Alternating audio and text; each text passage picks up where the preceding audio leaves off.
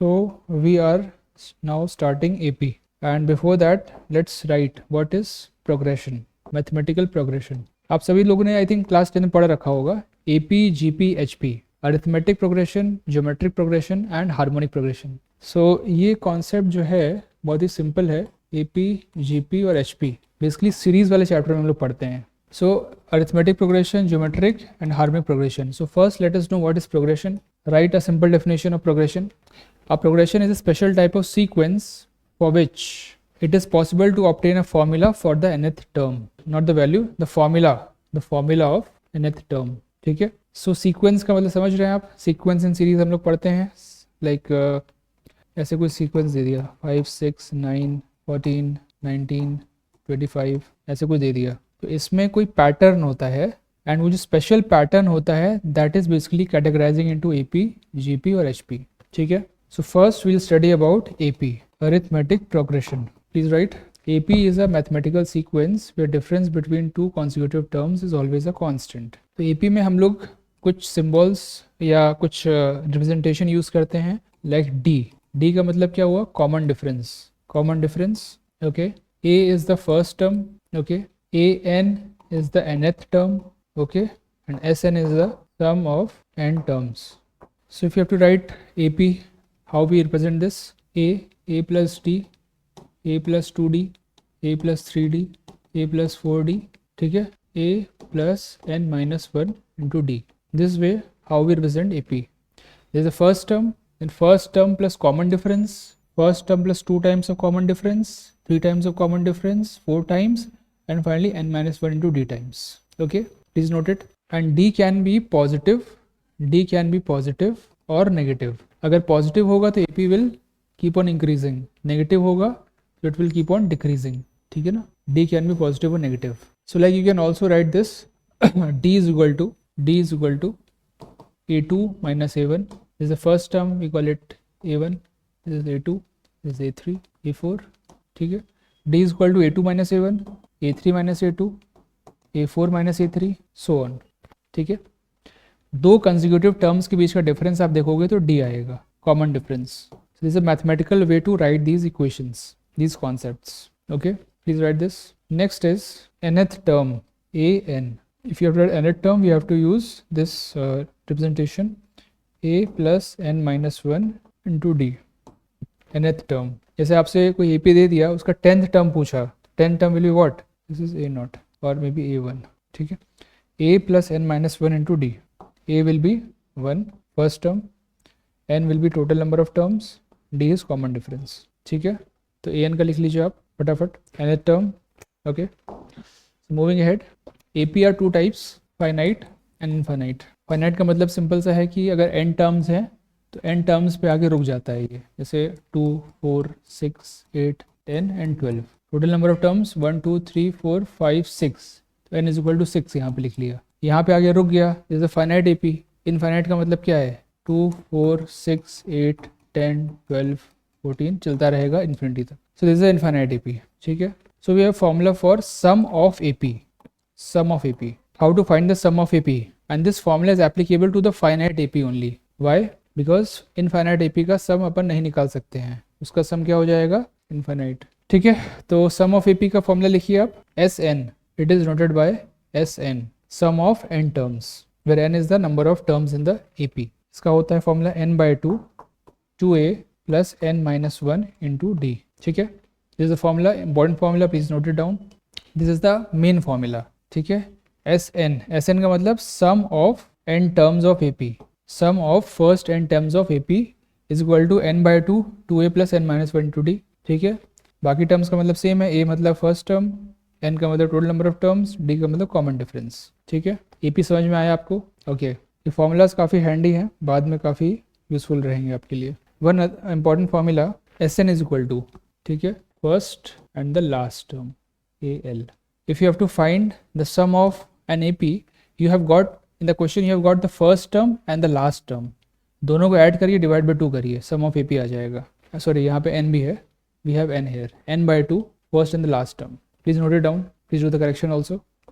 ठीक है. So one small question for you, AP से रिलेटेड क्वेश्चन है, सिंपल है. If question number 6, if a is equal to 2, d is equal to 3, n is equal to 90, find an and sn. ये find करिए, an और sn find करिए. Simple formula an is equal to a plus n minus one into d. First term दिया है, second common difference दे रखा है, and n is equal to 90 दे रखा है. तो 90 minus one 89, you solve this, you will get 269. Okay, तो सिंपल देखिए फॉर्मूला है, will not get in complication. ये फॉर्मूला है n/2 2a plus n minus one into D. ठीक है, I am getting this answer 10095. Okay, let's move ahead. So another formula in APGP, please note GP square is equal to AP into HP. And let us understand what is GP. GP है geometric progression. ठीक है, so here जैसे AP में क्या होता है, we add a common thing to that number. जैसे 1 लिखा है, 1 में अगर 2 ऐड करेंगे 3 आएगा, 3 ऐड करें 3 में 2 ऐड करेंगे तो 5 आएगा, 5 में 2 करेंगे 7 आएगा, and so on. So common difference is 2. ठीक है, एडिशन और सब्सट्रैक्शन का यहाँ पे ऑपरेशन किया जाता है. In GP what we have a common multiple. जैसे 1 है, 1 को 2 से मल्टीप्लाई किया 2 आया, 2 को फिर 2 से मल्टीप्लाई किया 4 आया, फिर 8 आया, फिर 16 आया, फिर 32 आया. So common multiple we have here, multiply by 2, multiply by 2. ठीक है, दिस वाज अबाउट जीपी. और इसको रिप्रेजेंट कैसे करते हैं, simple form to represent GP. A, ठीक है, ए आर की पावर 1, ए आर की पावर 2, ए आर की पावर 3, ए आर की पावर 4, ए आर की पावर n minus 1. ठीक है, this is a way to represent GP. Please see, हाँ this is into dash. Please see, and here r is called common ratio. Okay, here like these are terms, so we have to put comma. These are terms, a comma a r की power 1, a r की power 2. If you have to find product of this GP, use formulas. You can find the sum of GP also, sum and product. These are different formulas. तो ये note कर लीजिए expression. And r is common ratio, a is the first term, and n is total number of terms. ठीक है, note कर लीजिए. Now HP क्या है, HP is harmonic progression. So basically AP का रेसिप्रोकल कर देते हैं तो HP आ जाता है. ठीक है, so we have terms in AP a plus d, a plus 2d. in HP what we have, 1 upon a plus d, 1 upon a plus 2d, so on, 1 upon a plus n minus 1 into d. ठीक है, this HP, please note it down. And this formula is important, directly पूछ लेता है आपसे. AP दे देगा, GP दे देगा, HP पूछ लेगा.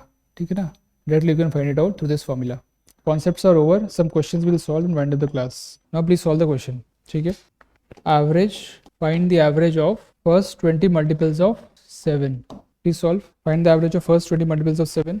You might need the formula also here. First 20 multiples of 7, तो बेसिकली क्या है, 7 क्या निकालना है, एवरेज निकालना है.